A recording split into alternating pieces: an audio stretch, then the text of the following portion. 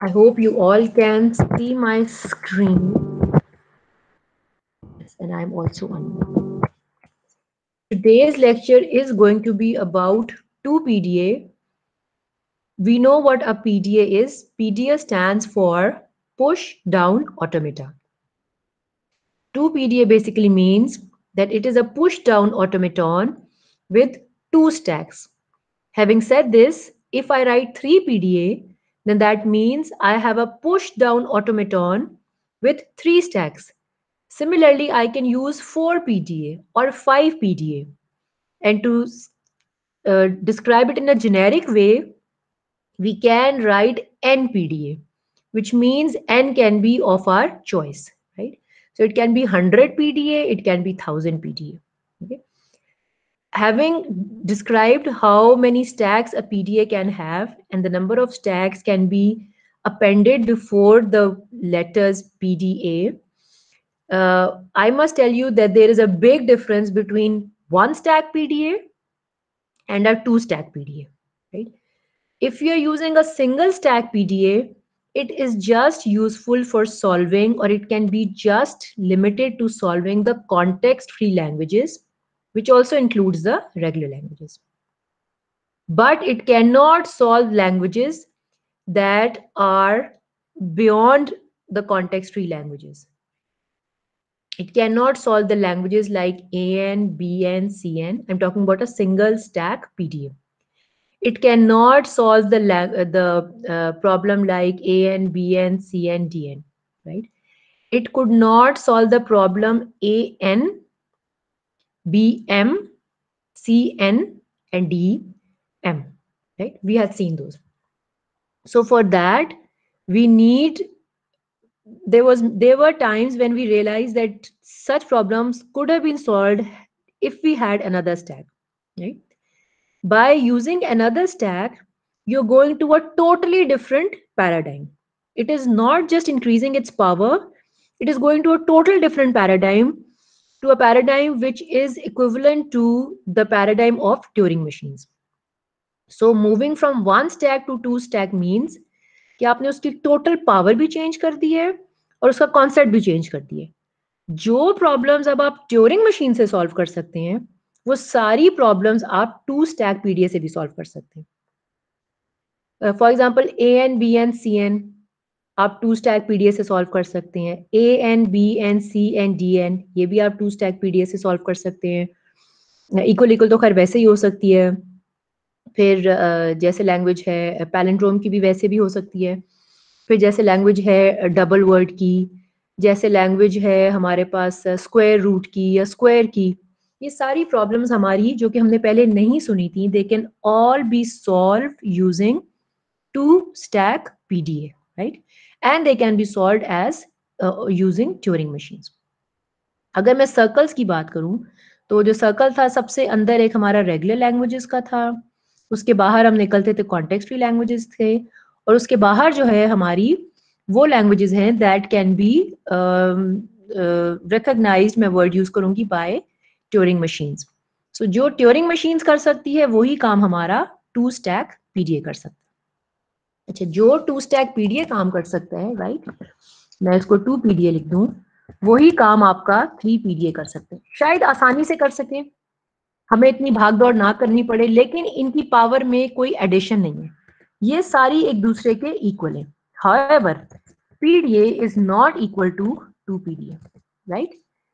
Power of मतलब कि power of PDA is not equal to the power of two PDA, right? Two PDA is beyond, इसकी capacity जो है it is beyond the capacity of a single stack PDA. लेकिन two और उससे ज्यादा stacks जितने मर्जी ऐड कर दें, you may add them for your convenience, but the paradigm will remain the same, the power will remain the same, and the capacity will remain the same. अगर इसमें किसी को कोई प्रॉब्लम है तो you can let me know, otherwise फिर हम आगे चलते हैं अपने सॉल्विंग प्रॉब्लम सॉल्विंग के ऊपर।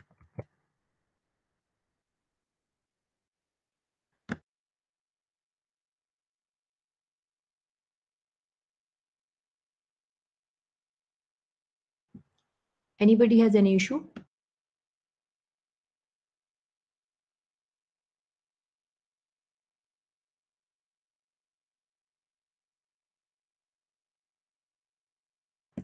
Okay, silence means maybe nobody has any issue. Ma'am Yes. Ma'am मेरे इंटरनेट कनेक्शन थोड़ा सा अनस्टेबल हो गया था, तो मुझे बीच में एक आवाज़ आपकी कट गई थी। अगर आप एक दफ़ा मुझे एक्सप्लेन कर दे दोबारा। जी, मैंने अगर मैं समराइज करूं whatever I have done, I'm just saying there's a machine which has the same power as a Turing machine. There are other machines like Turing machines that have the capacity of solving the problems that Turing machine can solve, right? Acha, wo, interestingly, that machine is very familiar to us. It's just that instead of using one stack, we will be using two stacks, right? So PDA is that machine which, if provided with two stacks, has as much power as a Turing machine, right? Having said this, अगर आप उस PDA में you'll start adding more than two stacks, the power will remain the same. यानी कि आप हो सकता है आसानी से काम कर सके, you may be doing faster, you may be doing maybe optimally, but the power of two stack PDA, three stack PDA, four stack PDA, and so on stack PDAs will remain the same. However, the power of one stack PDA and two stack PDA is totally different. So that was the point that I wanted to convey. अब क्योंकि आप notation से you are familiar how to start, how to end, how to push, how to pop, how to read, so that is all very familiar for us. हमने mid term 2 के लिए भी तैयारी तो की थी. अब वो अलग कि हमारा मिड टर्म हो नहीं सका, but we actually did prepare for a mid terms. हमने उसके लिए प्रैक्टिस भी की है, क्वेश्चंस भी अपलोड किए. सो आई एम ज्यूमिंग के पीडीएस से आप फेमिलियर होंगे और हमारा एक रिकैप भी हो जाएगा पीडीएस का, और ये कि हम ज़्यादा कॉम्प्लेक्स प्रॉब्लम्स भी हम सॉल्व कर सकेंगे. कोई और चीज़ अनक्लियर हो तो you can just stop me now.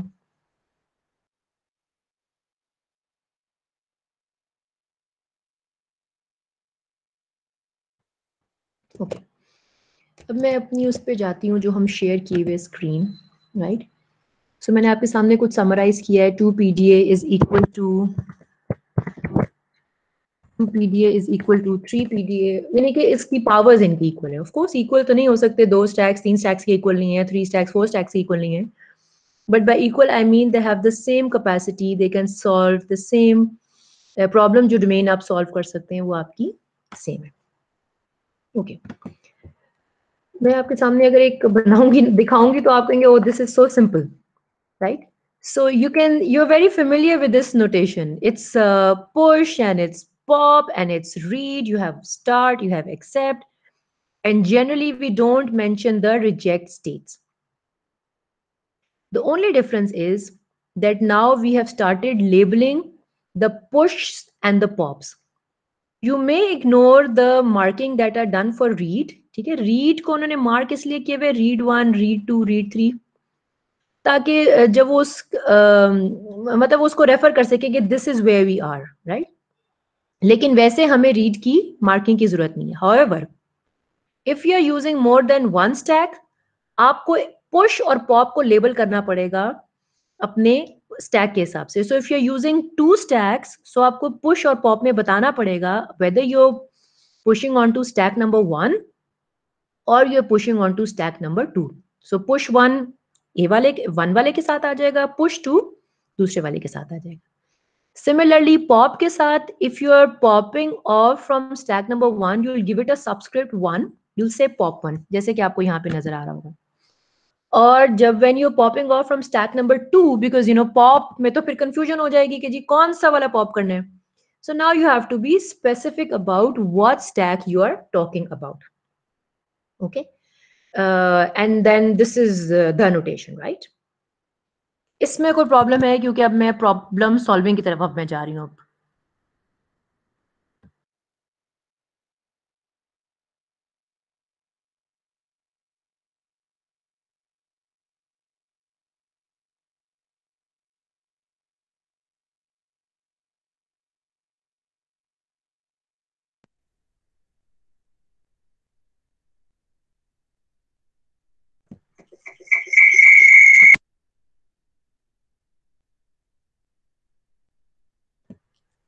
अब मैं क्या करूंगी कि मैं आप लोगों के लिए हम कॉन्सेप्चुअली प्रॉब्लम्स को देखते जाएंगे और साथ साथ हम उनको ड्रॉ करते जाएंगे।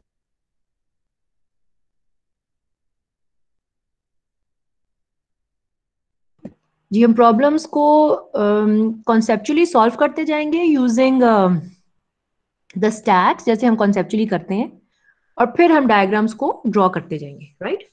सो सिंपल सी एक, क्योंकि ज़ाहिर है हमारी इंट्रोडक्टरी क्लास में हम वही प्रॉब्लम को लेके चलते हैं ताकि प्रॉब्लम की कॉम्प्लेक्सिटी चेंज ना हो, बल्कि जो हम नई चीज जिसको फोकस करें which is understanding of two stack PDA, उस पे हम उस पे हमारा फोकस हो, राइट।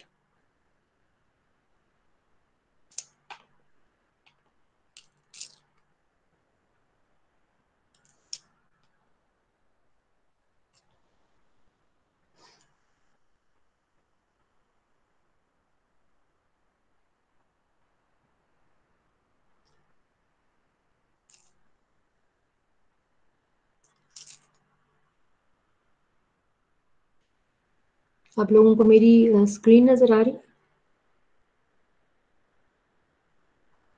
टैब ठीक है नहीं?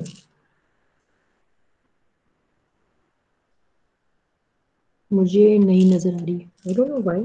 चलिए दोबारा शेयर करते हैं।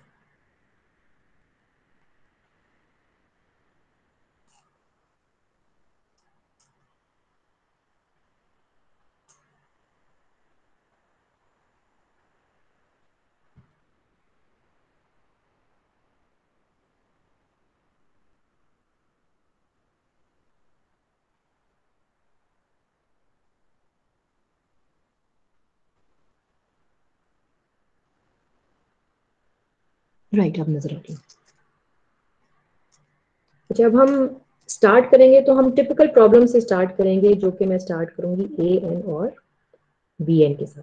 ठीक है, हम इसमें फिर ऐड करते जाएंगे, A N B N add करेंगे, फिर A N B N C N add करेंगे, फिर A N B N C N D N, और फिर ज्यादा हम ऐड कर देंगे। ठीक है, if at any point you feel something is not clear, you may just stop. Okay, अब हमारे पास क्या है, we are just doing the logic building for now, and we will B, वैसे तो आई एज्यूम कि आपके लिए उसको पीडीए में कन्वर्ट करना should not be a problem, because you well versed with how the PDAs are designed.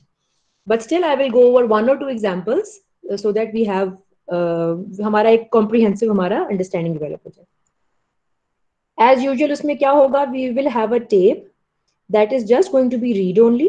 ठीक है, this tape, the only tape where you could go back and forth and you could write onto the tape was the tape that was there with Turing machine.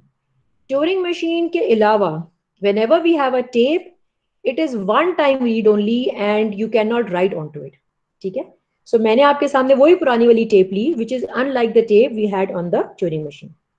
अब क्या है, मेरे पास stack number 1 है and I have stack number 2, and it's important I write down that I'm going to push onto stack number 1 and I'm going to push onto stack number 2 and I'm going to pop off from stack number 1 and accordingly pop off from stack number 2. So मैं ये करती हूँ, although there can be many algorithms, right? So मैं जो algorithm इसका बना रही हूँ, मैं ये एल्गोरिथम बनाती हूँ, दे कैन आपके अपने हो सकते हैं, कि जितने एज पहले आ जाएं, I can just store them in stack number 1। ठीक है, और जितने बीज मेरे पास आ जाएं, वैसे तो खैर इसके बगैर भी कर सकते हैं, जितने बीज आ जाएं I store them on to stack number 2, और फिर दोनों को बारी बारी में बैलेंस करके पॉप कराती जाऊँ, right. That could be one way. I can also like push all A's and cancel B's by not storing B's at all. दोनों कर सकती हूँ, लेकिन क्योंकि अब मेरे पास दो स्टैक्स हैं तो मैं उनको जबरदस्ती यूज कर रही हूँ। Although for this problem maybe two stacks is not really a requirement. I read an A, I save it onto the stack. Read an A, save it onto the stack. Read an A and save it onto the stack, right? The moment I read a B, what I do is I push it onto stack number 2. Read a B, push it onto stack number B. Read a B, push it onto stack number 2. Null आया, इसका मतलब है your string has finished. Now it's the time that you balance your A's with your B's, right? So you pop from stack number 1, A आना चाहिए, right?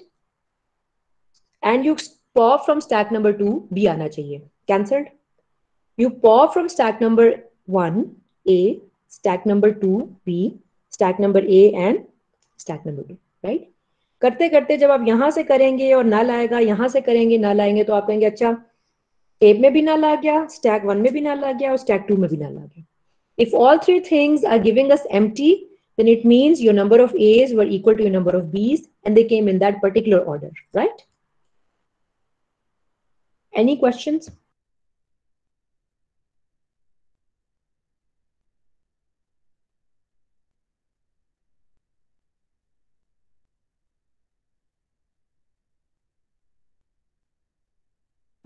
कि अब इसको हम डिजाइन कर लेते हैं. आई एम अज्यूमिंग कि एल्गोरिथम आसान है and everybody has understood it. ठीक है, सो मैं क्या करूंगी, आई विल स्टार्ट गंदा से लिखा गया, anyways start and then I come to my read. ठीक है, रीड में क्या, as long as I am reading in A, तो मैं क्या कर रही हूँ, I am pushing A on to stack number 1. ठीक है, सो मैंने ए जो है वो स्टैक नंबर 1 के ऊपर पुश करती है, राइट. और जैसे ही मैंने बी रीड किया तो मैंने क्या किया, मैंने पुश किया बी को on to stack number 2, right.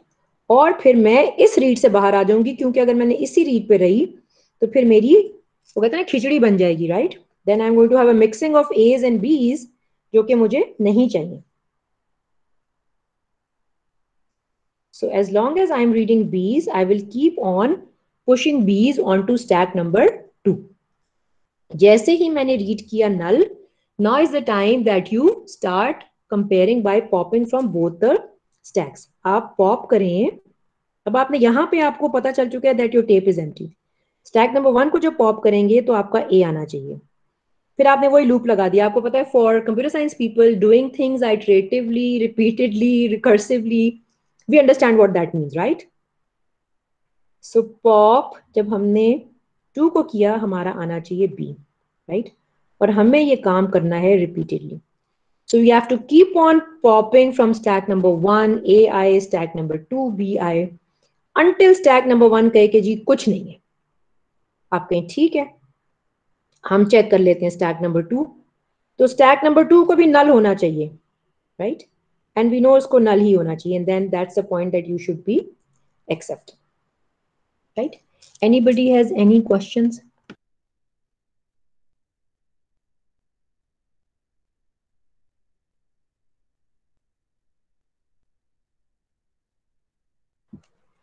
इसको मैं ड्राई रन भी कर देती हूँ. 2 स्टैक हैं. I must repeat that I am forcefully using 2 stacks, although the language of A and Bn can be solved by just 1 stack.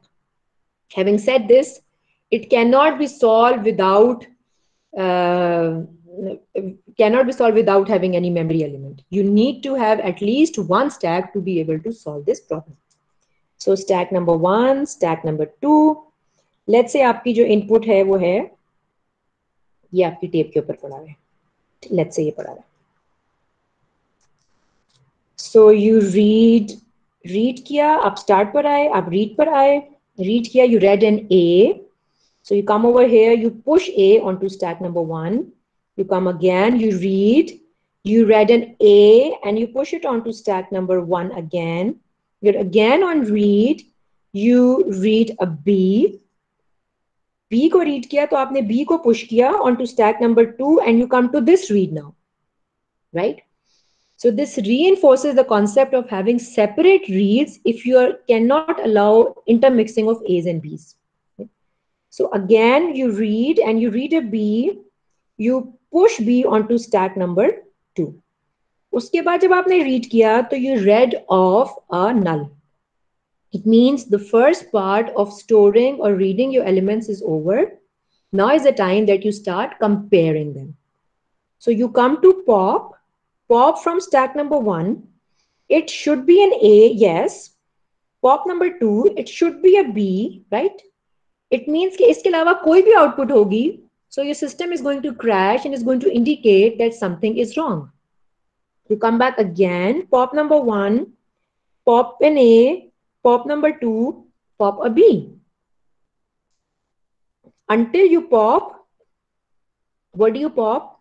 When you read, you pop a null from here. You say, okay, fine. Sorry, यहाँ पे 2 आएगा.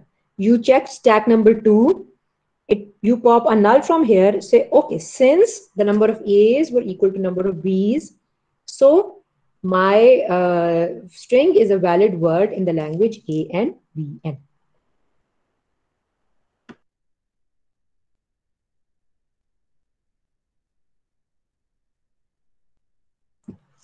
इसके आगे चलते हैं. बड़ा primary सा हमारा स्टार्टिंग पॉइंट था. Let's start of with the problem. अगर इसमें कोई प्रॉब्लम है, you can stop me.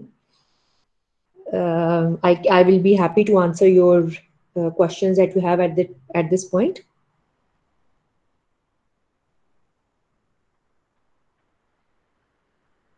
So I will be solving a rather different problem. A problem like AN, BN, CN, TN, and let's say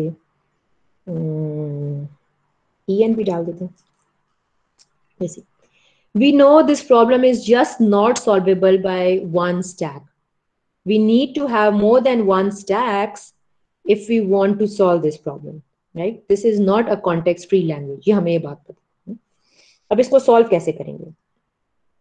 Any ideas? Any input from the class? How will we be solving this problem?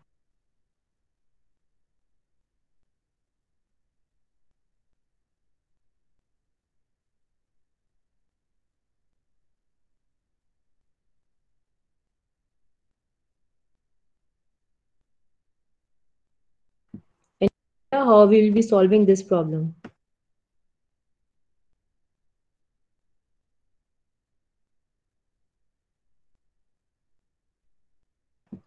मुश्किल होना नहीं चाहिए. 2 stacks हो अगर आपके पास और आपको ये प्रॉब्लम सॉल्व करनी हो तो इतना मुश्किल नहीं है, बल्कि बड़ा आसान है.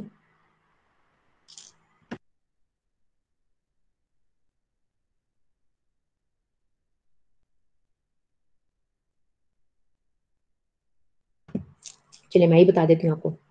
सो लेट्स से आपके पास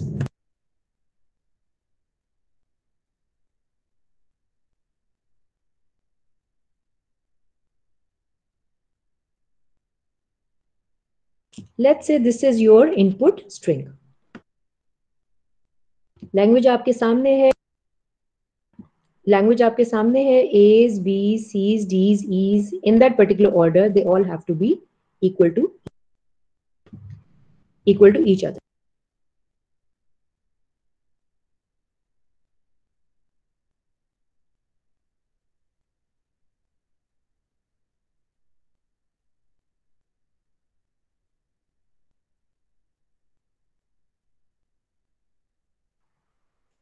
Okay, अब आप क्या करेंगे कि जैसे ही you start reading off from the tape, right? The first letter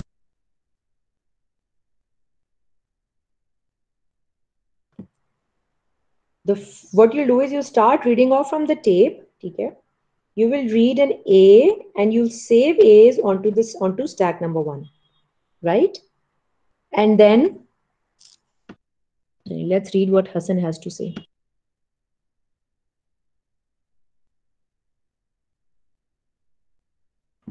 Hasan का आंसर मजे का निका है. स्टैक्स को फिल कर लें ए और बी से, यानी कि एज एक में डालें, बीज एक में डालें. मैं यही काम करूंगी हसन.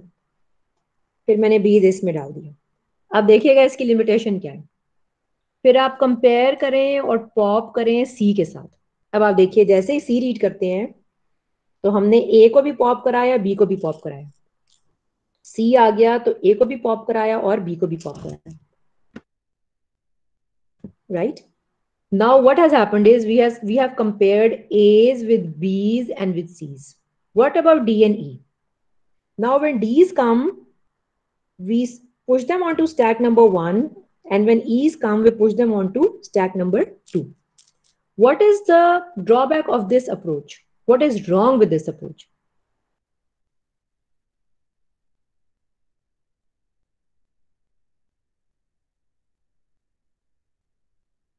मैम अगर e की पावर n ना होता तो पॉसिबल नहीं था उसको सॉल्व करना.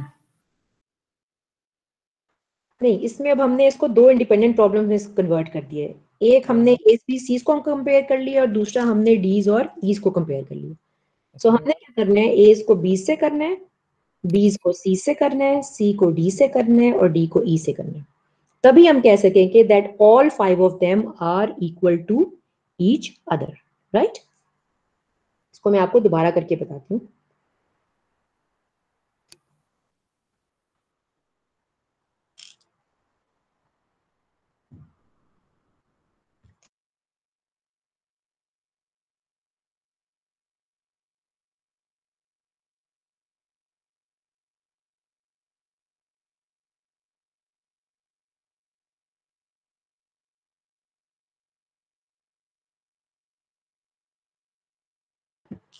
What you need to do is you need to compare your A's with B's, your B's with C's, your C's with D's, and your D's with E's, right? So it means when you save your A's, right, and when you compare your B's with your A's, then you also store B's so that your B's can be compared with your C's. So when I read a B, I pop an A, but I also store it. ठीक है? So जो बीच वाली चीज है ये इसको compare करने के लिए यूज होगी और जो इसको आगे वाला है वो इससे कंपेयर करेगा, right? So next में क्या होगा? When it will read C's, so C will pop a B but will store itself so that it can be compared with D's. C read किया, B को pop किया और C को save किया, right? Similarly जब D आया तो you save D and you cancel it with C's. D आया, read किया, save किया and you cancel it with C, right? And then when E comes, you cancel it with D, and when E comes, you cancel it with D, right? So you have to compare A with B, ठीक है? B with C, C with D, and D with E. अगर ये सारा काम आप इसी तरह से iteratively करेंगे, it will mean that A was equal to B and C and D, and ये सारे एक दूसरे के equal हैं in that particular order. Is that clear? Ma'am जो पिछला सोल्यूशन था उसमें क्या था, मसला क्या था? उसमें मसला ये था कि जब C आया तो आपने A और B दोनों को कैंसिल कर दिया, तो C भी खत्म हो गया। C को सेव करने का तरीका ही नहीं था क्योंकि एक स्टैक में A पड़ा हुआ था, एक स्टैक में B पड़ा हुआ था। So when C came, all you could do is just empty both the stacks. So you ended up getting done with this problem which was A and B and C and और फिर D और E's को आप independently solve कर पा रहे थे। You could not compare D's with C's or B's or A's, right? So आपको इसको ग्रेजुअली करना पड़ेगा और अगर ये अप्रोच आप रखेंगे तो आप फिर जैसे मैंने क्लास में कराया था AN से लेके आप ZN तक, बल्कि ज्यादा तक भी आप आराम से इस अप्रोच के साथ आप सॉल्व कर सकते हैं। It's more like a scalable approach that you have to solving this problem. Does that answer your question? हाँ यस मैम। मैम बेसिकली इसमें ए जब CN तक कर लेते हैं तो CN को फिर DN के साथ कंपेयर करने का कोई तरीका नहीं है ये बेसिक। जी, अगर तो देखिए फॉर एग्जांपल मैंने जैसे आपको शुरू में बात की, अगर आपके पास 4 स्टैक्स हो, सोचें जिंदगी कितनी आसान हो चुकी हो, राइट? सो इसमें क्या होगा, अगर आपके पास 4 स्टैक्स हैं, अगर इसको सॉल्व करके बताऊं तो आप आराम से इसको इसको देखिए, ऑर्डरिंग आपने मेंटेन करनी है, ठीक है? ऑर्डरिंग तो आपको पता है आपने किस ऑर्डर में डाला है और आपने कैसे सेव किया, राइट?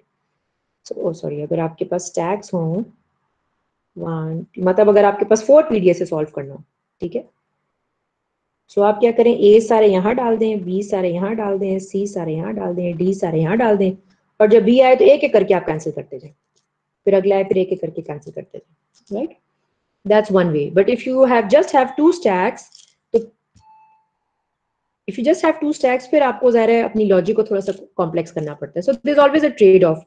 ज़्यादा स्पेस यूज कर लें तो अगर आपके पास जगह है तो your logic can be simplified, और ये कि अगर आपके पास स्पेस के कंस्ट्रेंट्स हैं उसी थोड़ी सी स्पेस में यू हैव टू डू, तो फिर आपको कॉम्प्लेक्स अपनी लॉजिक लगानी पड़ती है। ये ट्रेड ऑफ तो आई थिंक हम लोगों को क्लियर भी है।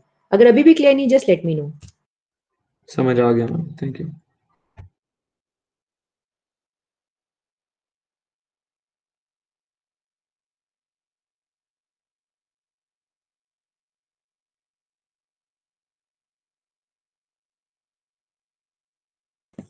ओके, मैं इसका आपके लिए कोशिश करती हूँ कि हम लोग एक इसी स्क्रीन के ऊपर हम बना सकें पूरा का पूरा 2 स्टैक PDA, राइट? जो लॉजिक मैंने आपको बताई है स्केलेबल वाली, वो हम उसके सामने बना देते हैं, ठीक है? तो हमारे पास एक मेरा assumption ये है कि आप लोगों के लिए it shouldn't be hard to do it, but I am just making it for the sake of completeness and also as a practice. ठीक है, और शायद मुझे लगता है कि अगर मैं आपके सामने बनाऊंगी तो आपको लगेगा कि हाँ इतना मुश्किल नहीं बनाना।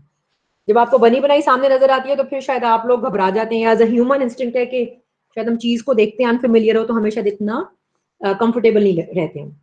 सो what you do is you read, right? So आपने ए रीड किया तो आपने क्या किया, आपने पुश किया on to stack number 1 A, right? और आप करते गए। उसके बाद जैसे ही आपने बी रीड किया तो आपने दो काम करने हैं।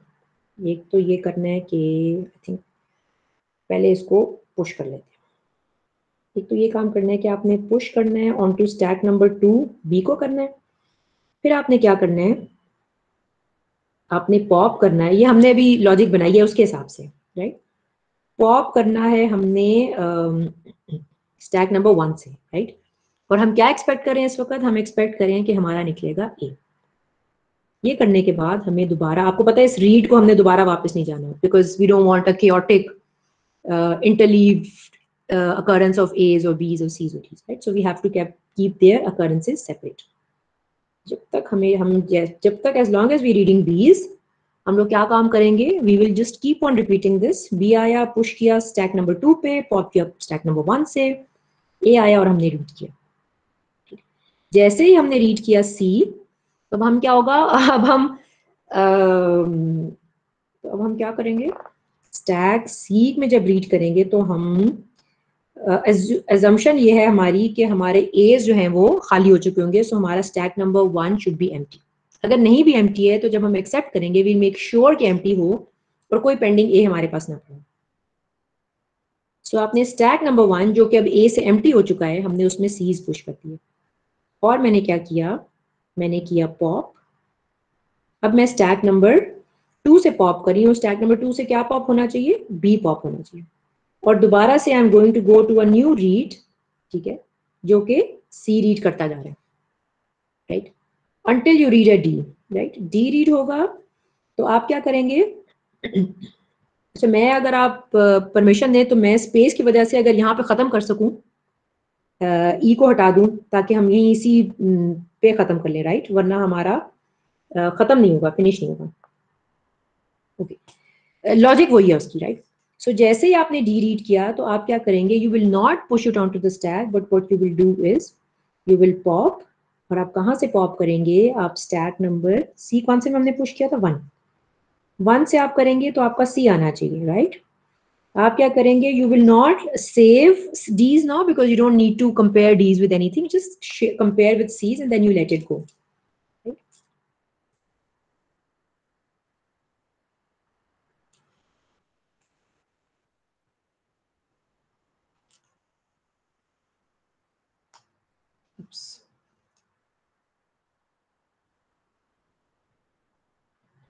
आपने इसको किया है रीड, राइट? और रीड आपका होना चाहिए डी। जब तक आप डीज को रीड कर रहे हैं आप पॉप करते जाएं और फिर आपके पास आना चाहिए अंटिल यू रीड अ नल। जब आप नल रीड करेंगे, अब आपको अपने दोनों स्टैक्स चेक करने हैं, राइट? नल का मतलब है कि टेप पे आपका नल आ चुका है, आपको जब स्टैक नंबर 1 पॉप करेंगे उसका भी आपको नल आना चाहिए, और अगर आप स्टैक नंबर 2, ये आपने कंडीशन मस्ट करनी है, दोनों स्टैक्स को चेक करना है।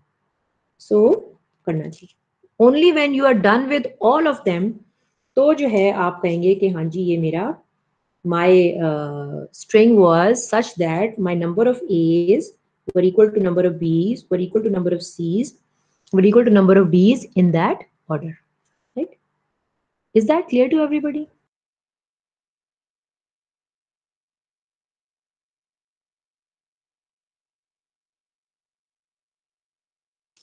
मैं अब आप लोगों के साथ एक और प्रॉब्लम सॉल्व करूंगी। प्रॉब्लम बड़ी टिपिकल सी है, बार बार हम लोग उसको देखते हैं। The problem is the problem equal equal. अगर आप लोगों ने ये प्रॉब्लम बहुत बार हमने की है, इट्स अ CFL, राइट? यानी कि ये प्रॉब्लम एक स्टैक से सॉल्व हो सकती है, लेकिन आप देखिएगा अगर ये प्रॉब्लम 2 स्टैक में आए तो कितनी आसानी से सॉल्व हो जाती है।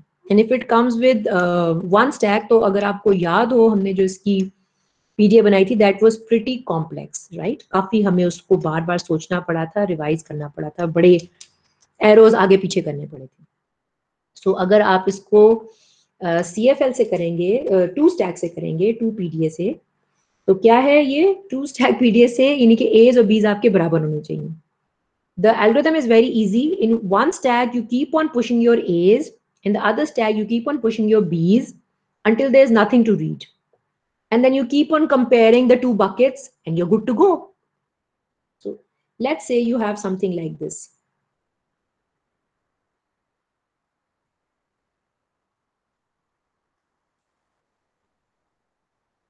One, two, three, one, two, three. Equal है ये लोग, देखिएगा जरा, 3 6 5 6 and then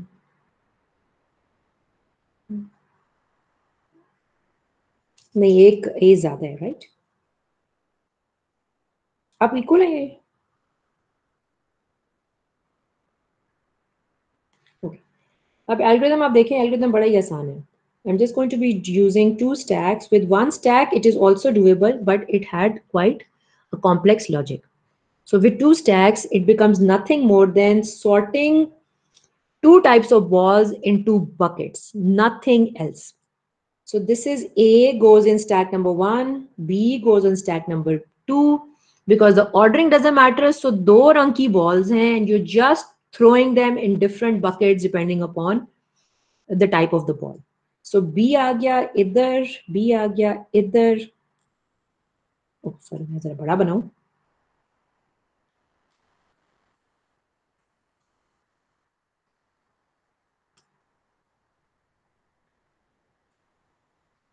stack number 1, stack number 2, so A's आ गए इधर, B's हमने यहाँ तक डाले थे, right? Then I have another A here, B's here, A's here, and then B here, right?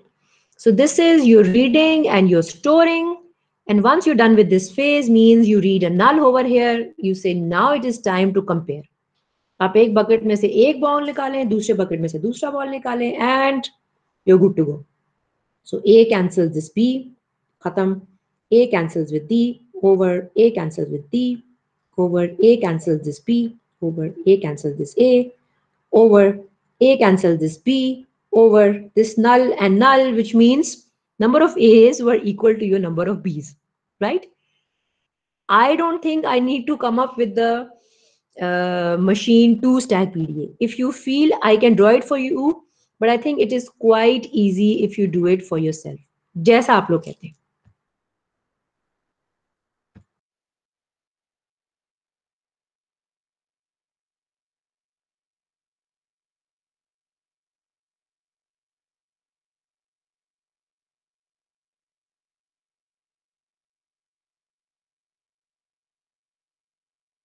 ये आप लोगों ने क्या फैसला किए, इसकी 2 stack PDA बना दूं या अगला प्रॉब्लम हम सॉल्व कर लें?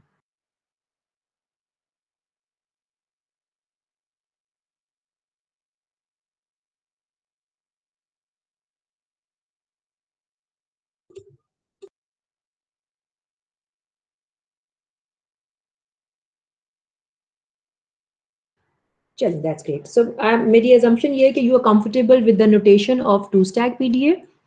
मैंने ये पिक भी इसलिए किया था, मैंने कहा अब एंड है और आई थिंक हमें थोड़ा सा ट्यूरिंग मशीन में नई चीज आई, तो चलो 2 PDA से जरा बैलेंस हो जाता है, क्योंकि अगली क्लास में जो हम पोस्ट मशीन करेंगे वो बिल्कुल टोटली डिफरेंट है। सो आई थिंक एक फेमिलियर कॉन्सेप्ट आ जाए, फिर एक थोड़ा जरा लेस फेमिलियर वाला, and then this will really help us gradually build up understanding of the problems, right? जो हमारी ऑटोमेटा की प्रॉब्लम्स। अच्छा, नेक्स्ट प्रॉब्लम हम कौन सी करें? कोई आप कहते हैं कि एनी आइडिया कि कौन सी प्रॉब्लम करें जो ट्यूरिंग मशीन से सॉल्व की हो, इससे सॉल्व कर लें?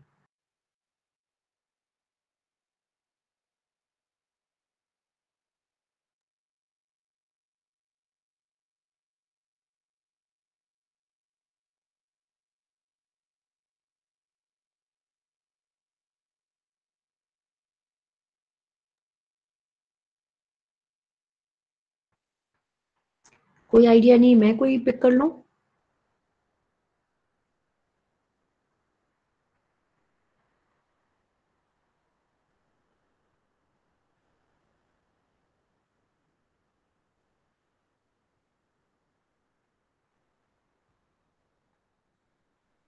अच्छा मैं पिक करती हूँ।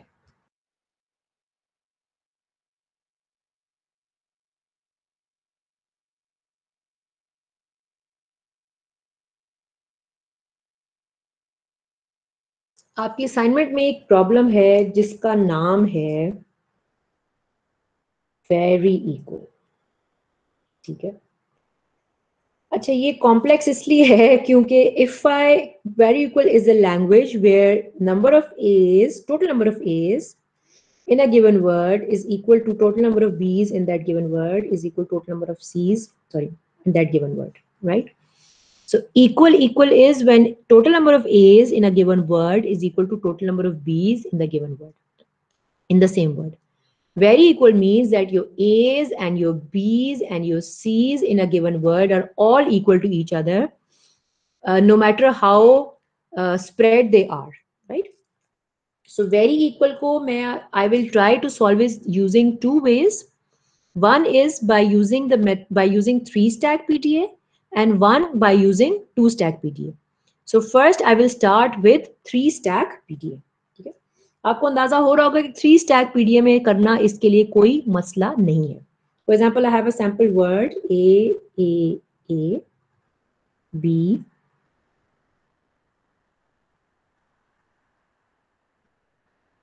टोटल बीस कितने हो गए? 5.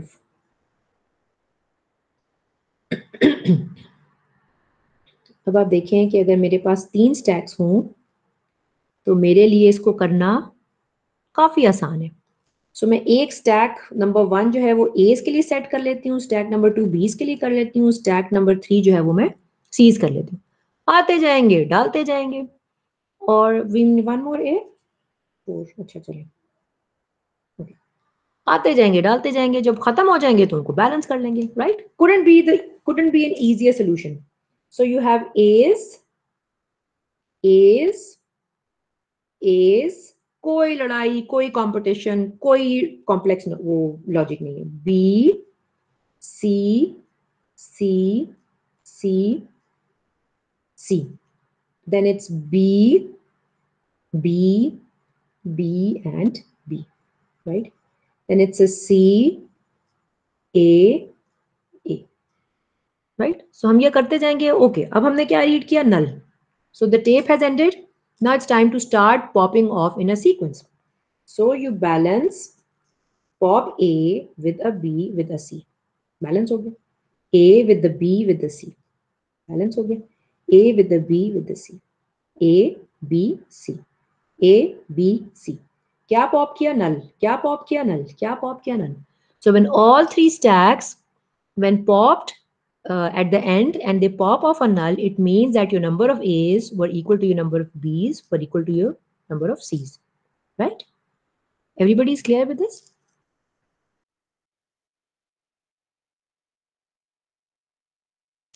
अच्छा, ये तो मैंने दी आप लोगों को simple explanation, right? Of course जब एग्जाम में देंगे तो ये तो नहीं दे सकते आपको. So we will have to give you little complicated. We will expect कि हम थोड़ा सा आपको दें. अगर इस तरह की प्रॉब्लम हो तो we will ask you to do it using 2-stack PDA. So तो कॉम्प्लेक्सिटी थोड़ी वैसे ही बन जाएगी if you were to ask equal को 1-stack से करना, उस मिलती जुलती लॉजिक बनेगी जैसे कि वेरी इक्वल को 2-stack PDA से करना. ठीक है, मैं सिर्फ कह रही हूँ लॉजिक मिलती जुलती है, मैं ये नहीं कह रही कि लेवल उन लोगों का सेम है. अब मैं क्या करने लगी हूँ आप लोगों के सामने, आई will be making 2-stack PDA and will try to solve the problem very equal.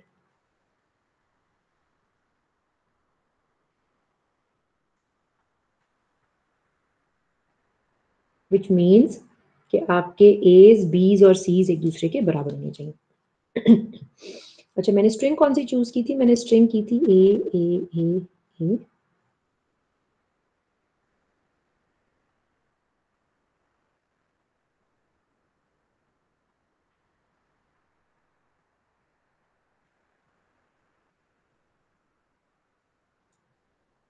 Are they equal to each other? 6 A's होने चाहिए, 6 C's होने चाहिए और 6 B's होने चाहिए। अपनी तरफ से तो मैंने कोशिश की है एक ऐसी स्ट्रिंग पिक करूं जिससे कि हमारा जो प्रॉब्लम है वो हाईलाइट हो सके। One more B, I think B's हो नहीं गया 6। चलिए अब मुझे क्या करना पड़ेगा? If I have two stacks, what I will need to do is, अब I cannot fix my stack with a particular variable, right? Now what I need to do is I need to go with the first two variables that I encounter. I'm going to be saving them, and the third one is going to be used for cancelling them out, right? अभी आप ये देखिएगा कि कैसे हमारे variable stacks में change होते हैं। मैंने कोशिश की है कि ऐसी प्रॉब्लम लूं that highlights the point that I'm trying to make. A is red. So the first, I will not say A is for stack number 1. I will just simply say that your first variable is stacked onto stack number 1, right? A. So you share A, and A. Your second variable, which could have been B or it could have been C, you store it on your other stack. When you encounter your third variable, then you will cancel them out, right? And when you encounter your third variable, you cancel them out, but you find out that over here you find a null, empty. It means now this C has become your second variable.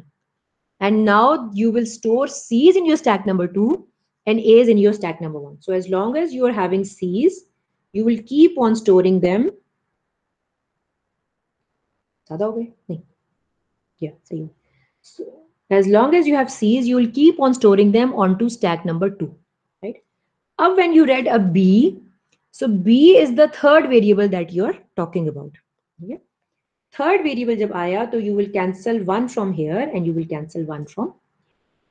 Dobara aaya, cancel 1 from here and cancel 1 from here. Dobara aaya, तो यहाँ पे जब read किया, तो यहाँ पे उसको मिला null, which means that now there's a shift and B has become the second variable. So you will store B over here and you will wait for the third variable to come and cancel B's and C's. So as long as you have B's, you'll keep on storing them. अब आपका जो A है, it is the third variable which is used for cancelling them out. So आप यहाँ से B को cancel करेंगे, यहाँ से C को cancel करेंगे. फिर एक A आया, तो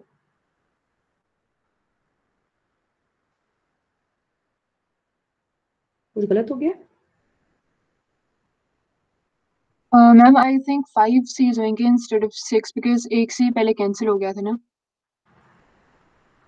हमने C's को कैंसिल नहीं किया प्रॉपर्ली, या क्या किया?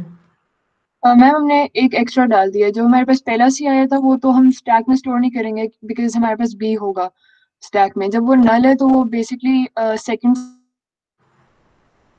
C से स्टार्ट होगा ना, तो 5 C हमारे पास होंगे स्टैक नंबर 2 में। राइट, लेकिन अभी हमारे पास A's खत्म हो गए। Something did go wrong, right? कुछ तो गलत किया। अच्छा ऐसा करते हैं, दोबारा से कर लेते हैं, ठीक है, ताकि बजाय इसके कि ट्रेस करें हम गलती को, हम इसी स्ट्रिंग को लेते हैं, because that's a very it's an excellent string जो कि पूरे प्रॉब्लम्स को मल्टीपल तरीके से इसको हाईलाइट करती है, राइट? तो हम इसको दोबारा कर लेते हैं, शायद कोई हो जाती है ऊंच नीच, राइट?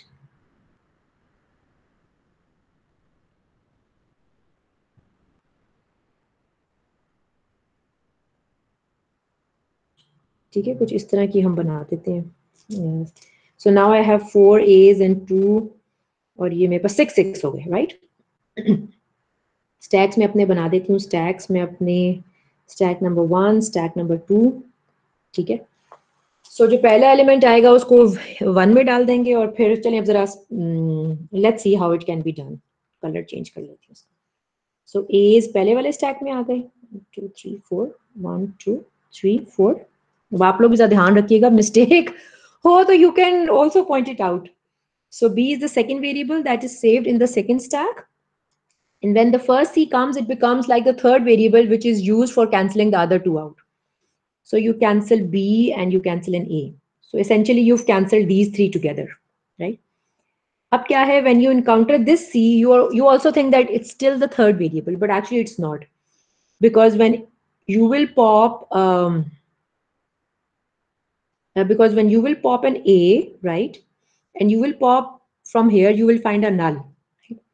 So उसमें अब आपको ये भी करना पड़ेगा, yes, आपको याद रखना पड़ेगा, और आपको इस A को, yes, ये चीज मिस होगी, आपको इस पॉप हुए को वापस डालना पड़ेगा, और आपको C को अब यहाँ पे रखना पड़ेगा, because you cannot cancel your A for no reason. ठीक है, फिर as long as you reading C's, you will keep on stacking them onto stack number 2. अब जब आपके पास आया B, तो what you will do is, B is your third variable, cancel A, cancel C. So आपने एक B को एक A और C के साथ cancel कर दिया. B आया, A and C is cancelled. B आया तो एक A और एक C आपस में cancel हो गए, right? So अब क्या होगा, अब जब आपके पास A आएगा तो आप उसको अभी भी stack number 1 में conveniently इसको store कर लेंगे, right? And then when your B comes, it is like your third variable, which is used for cancelling out.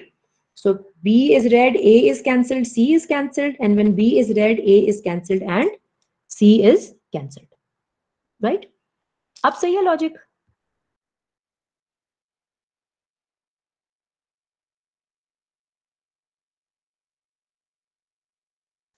इसमें आप देख सकते हैं कॉम्प्लेक्सिटी कितनी ज्यादा है. It is not just marking your variables as variable number 1, variable number 2, and variable number 3, and they keep on rotating while you're solving the problem. Not just that, but जब आप switch कर रहे हैं अपने third variable को अपने किसी stack वाले variable से, so आपको वापस भी डालना पड़ा है, जैसे कि हमें यहाँ पे एक A को वापस डालना पड़ा था.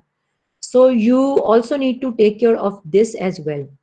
That is one complexity that will come when you'll be solving it, right?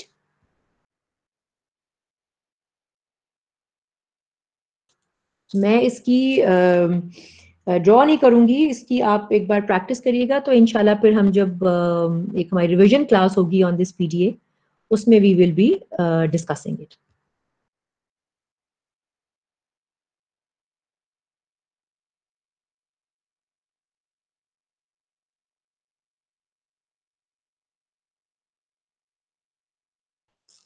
एक और लॉजिक, एक और प्रॉब्लम हम कर लेते हैं. बहुत मुश्किल प्रॉब्लम नहीं है, but of course it's a problem of balance parenthesis, right? कि आपके पास बैलेंस पैरेंथेसिस होने चाहिए जब भी आपके पास हो, राइट? और आपको पता है, whenever we code and whenever we miss one of the braces, whether that's a curly bracket or a square bracket or these normal parentheses, our compiler just gives us a signal that कुछ ना कुछ आपके end पे wrong है, there's a syntax error. वो कैसे करता है? Although it can be done by one stack, बल्कि वन स्टैक से भी बड़ी आसानी से हो सकता है. अगर हमारे पास दो स्टैक्स हों भी तो हमें लाजमी तो नहीं, we always need to use दो स्टैक्स हों, we don't really have to use two stacks, हम वन स्टैक से भी काम चला सकते हैं. अब आप देखें, this is your string, right? So one useful way of comparing your whether your language contains or the string contains valid or balanced parentheses, आप क्या करें, जो लेफ्ट वाला parenthesis है उसको आप सेव कर लें अपने पास. ठीक है, और जब आपके पास राइट वाला आए तो आप उसको पॉप करते जाएं, यानी कि बैलेंस करते जाएं, राइट? फिर आया लेफ्ट वाला, मैं यहीं पे सेव करूंगी इसको. ठीक है, ये राइट वाला है, आपने उसको पॉप कर दिया. फिर लेफ्ट वाला आया, आपने इसको पुश किया, दूसरे वाले को पुश किया. फिर जब राइट वाला आया, आपने उसको पॉप किया, इसको पॉप किया, और जो फाइनल वाला आया है आपने उसको फिर फाइनली उससे पॉप किया. सो that is simply done by one step. अगर आप दो से करना चाहें तो जैसे मैंने जबरदस्ती आपको ए एन बी एन कराया है टू स्टैक्स के साथ, तो आप इस प्रॉब्लम को भी टू स्टैक्स के साथ जबरदस्ती आप कर सकते हैं, राइट?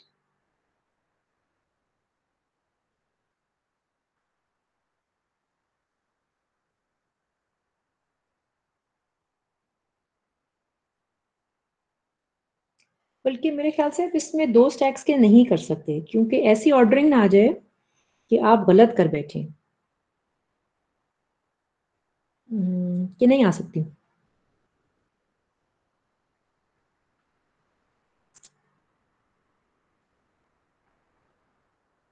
यस, फॉर एग्जाम्पल इस तरह की इनपुट आ जाए, आई एम राइट, अगर इस तरह की इनपुट आ जाए तो हमें पता है ये तो ठीक नहीं है, लेकिन अगर आप ये 2 स्टैक्स वाला काम करेंगे और ए एंड बी एन की तरह सॉल्व करेंगे तो ये आपका गलत हो जाएगा, राइट? क्योंकि हम रिक्वायर करते हैं कि एज आपके पहले आए और बीज आपके बाद में आए, राइट? और इंटरमिंगल भी हो सकते हैं, लेकिन such that this part always comes before this part, right? अगर समझ नहीं तो मैं आपको एक केस हाईलाइट करके बताती हूँ, सिंपल सा। स्टैक नंबर, मैं ये बात कर रही हूँ कि आपको एक स्टैक से ही सॉल्व करना चाहिए, right? You should not use 2 stacks, right? Unless you're doing it carefully. For example, a problem like this, you will push it onto the stack, pop, and you're good to go. ठीक है? However, अगर मैं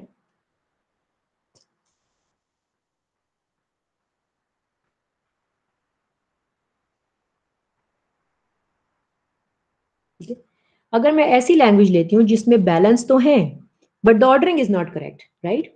उसमें अगर मैं इसको देखूंगी तो इसमें मैंने डन किया हुआ है कि I will need to pop, ठीक है? जब पॉप करूंगी तो मेरा नल निकल आएगा। अदरवाइज अगर मैं स्टैक वाइज करूंगी तो मैं कन्वीनियंटली इसको यहाँ पे स्टोर कर लूंगी और इसको यहाँ पे स्टोर कर दूंगी, and I will be able to cancel them, which will lead to this getting accepted as a valid string.